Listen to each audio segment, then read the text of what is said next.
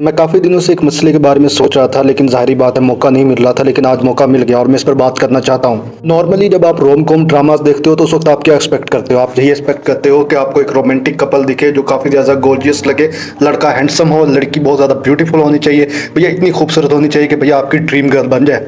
दूसरी तरफ लड़का इतना खूबसूरत होना चाहिए कि भैया आपका क्रश बन जाए भाई पूरे तरीके से। और नॉर्मली अपने पॉप कल्चर में ऐसा चलता भी आ रहा है कि भैया लोग खूबसूरत कपल्स को पसंद करते हैं रोम कॉम के नाम पर।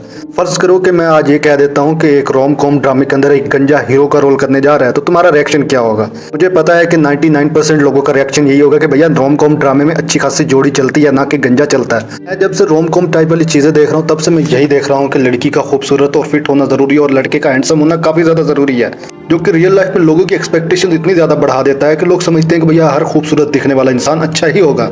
लेकिन उन्हें कौन बताए कि all that glitter is not gold. मेरे जहन में ये ख्याल इसलिए आया क्योंकि जब मैं इस बारे में सर्च कर रहा था तो मैं जैसन सटम की रोमांटिक टाइप की मूवी सर्च कर रहा था। लेकिन रोमांटिक तो छोड़ो भाई, रोमांटिक का आर तक नहीं मिला मुझे। बंदे को एक्शन हीरो के रोल में ऐसा सेटअप किया है लोगों ने कि भैया उसे एक्शन हीरो में ही पसंद किया जा रहा है। भैया उससे कोई एक्सपेक्ट ही नहीं कर सकता कि भैया वो रोमांटिक रोल करेगा। अगर कहीं वो थोड़ा बहुत रोमांटिक रोल कर भी रहा है तो उसके साथ भैया इतना एक्शन घुसेड़ा हुआ कि वो रोमांस कहीं से फील ही नहीं होता।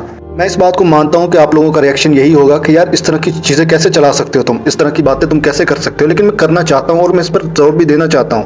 हमें नॉर्मली रोम कॉम प्रोजेक्ट्स में दिखाया जाता है कि एक लड़की को देखकर लड़का फिदा हो गया, लड़के की भैया निकल पड़ी कि भैया लड़की कितनी खूबसूरत है, मैं इसके पीछे क्यों ना जाऊं। अगर कहानी को थोड़ा बहुत घुमा दिया जाए रोम कॉम में तो भैया अगर लड़की ने पसंद किया तो लड़का जरूर खूबसूरत होगा, इंटेलिजेंट दिखता होगा और भैया इतना खूबसूरत होगा कि भैया लड़की क्या सारी लड़कियां मरती होंगी। लड़कियों को तो मैंने देखा है कि वो रोम कॉम ड्रामाज में काली भी चल जाती हैं, थोड़े बहुत अगर आप कह लो तो ब्राउन कलर भी चल जाता है। लेकिन लड़कों का क्या? लड़का अगर गंजा होगा तो लड़की के भाई के रोल में या लड़की के बाप के रोल में नजर आएगा, जो कि भाई काफी कॉमन सी बात नजर आती है। और ये डिस्क्रिमिनेशन पूरे पॉप कल्चर में दिखता है। यार मेरा मानना यह है कि अगर तुम किसी से प्यार करते हो, उसको एक तरह से एक्सेप्ट करते हो तो उसे पूरे तरीके से एक्सेप्ट करते हो, चाहे उसमें जितनी भी डिसेबिलिटीज हो आप उसे पूरे तरीके से एक्सेप्ट करते हो। लेकिन आजकल के फिल्म मेकर्स ने इसको कुछ ज्यादा ही रोमांटिसाइज किया, इतना रोमांटिसाइज किया कि जब भी कोई बंदा अपने पार्टनर के बारे में सोचता है तो वो जरूर यही सोचता है कि भैया फिल्मों की तरह हमारा कोई जो पार्टनर होगा वो इतना ज्यादा खूबसूरत, इतना ज्यादा गॉर्जियस होना चाहिए कि भैया हमारे सामने आते ही हमारी आंखें फटी की फटी रह जानी चाहिए। इसी सिचुएशन को समझने के लिए एक बार स्टैनली ने कहा था कि you know what really buzz me up, why is that in every movie that hero is good looking. If you are not good looking, you can't be a hero. Why it is every guy who wins a girl have to be a handsome? Another thing, why are almost all heroes in the movies better looking than the villains? Hey, is that some sort of sociological message that filmmakers giving us? If you are handsome, you are good. If you are not, you are bad.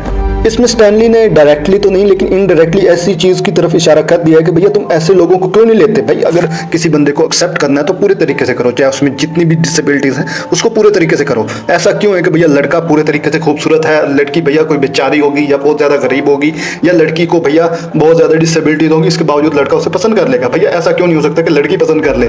देखो अगर खूबसूरती की बुनियाद पर घर बसते होते तो लेडी डियाना दुनिया की खूबसूरत औरत थी, उसका घर बस जाना चाहिए था।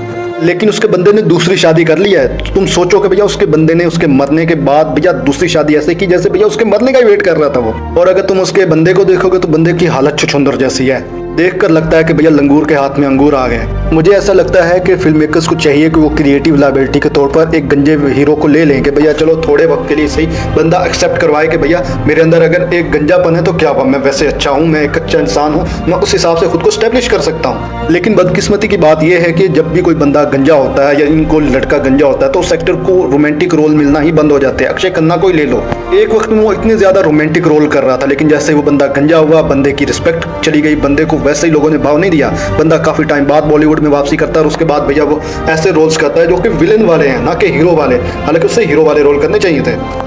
इसमें कसूर हम जैसी ऑडियंस का भी है जो ये सोचती है कि भैया गंजे के हाथ में लड़की कैसे आ सकती है और वो भी खूबसूरत। मैं जब देखता हूँ ऐसी रील्स और ऐसी टाइप की चीजें देखता हूँ तो मुझे बड़ा बुरा फील होता है कि भैया एक बंदा है जिसको लड़की पसंद आ गई है, उस लड़की ने उसे पसंद कर लिया है, तो भैया अगर वो गंजा भी हो तो क्या फर्क पड़ता है? भैया उसने सोच समझ के चूज किया होगा उसको कि भैया वो बंदा अगर गंजा भी है लेकिन उसमें कुछ ना कुछ अच्छाई होगी तो बंदी ने एक्सेप्ट किया उसको।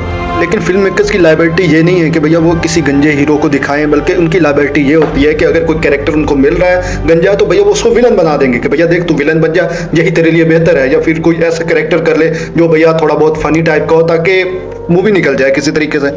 ऐसा मूवीज में बहुत बार होता है, या तो गंजे का मजाक उड़ाया जाता है या गंजे को वैसे विलन बना दिया जाता है कि भैया ये तो हॉरिबल दिखता है, तो भैया भैया थ्रिल पैदा करने के लिए उस गंजे बंदे को भैया विलन बना दिया जाता है। जो बात कहीं ना कहीं स्टैनली को भी पसंद नहीं आई कि भैया अगर कोई बंदा बुरा दिखता है तो इसमें उसका क्या कसूर है, भाई उसको हीरो का रोल दिया जा सकता है, लेकिन पता नहीं क्यों फिल्म मेकर्स को कौन सी लाइबिलिटी के चक्कर में भैया वो लोग ये सब करने में तुले हुए हैं।